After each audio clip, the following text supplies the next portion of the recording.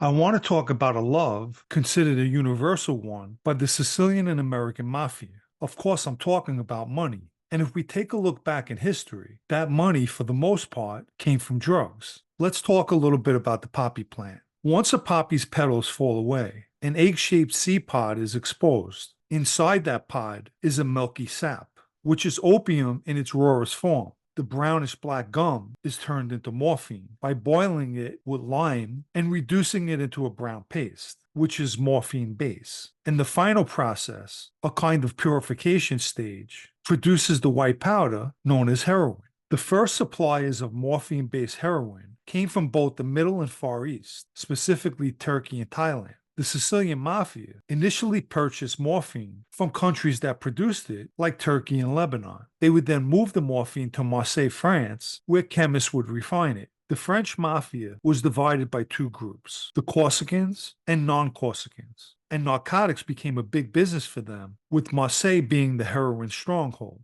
During that time, back in the late 60s and early 70s, the chemists in Marseille excelled at refining the morphine into high-quality heroin. For instance, the French and Sicilian Mafia connection produced 80% of the heroin trafficked and sold in the United States, all of it coming from Marseille. The French Mafia was led by four Corsican families: Marcel Francisi, Joseph Orsini, the Guarini brothers, and Dominique Ventori and his brother Jean. Nevertheless, the Marseille group lost control of the heroin shipments and was supplanted by the Sicilian rivals. The Sicilian Mafia basically cut them out of the equation by setting up heroin refineries in Sicily in or around 1977. The refineries were run by a guy called Udatore, the doctor, Antonino Vernengo, and the operation was controlled by the bosses in Palermo, Badalamenti, Bontante, and Inzerillo. Stefano Bontante had a member of his family, Francesco Manoia, learn from Venengo how to refine the heroin.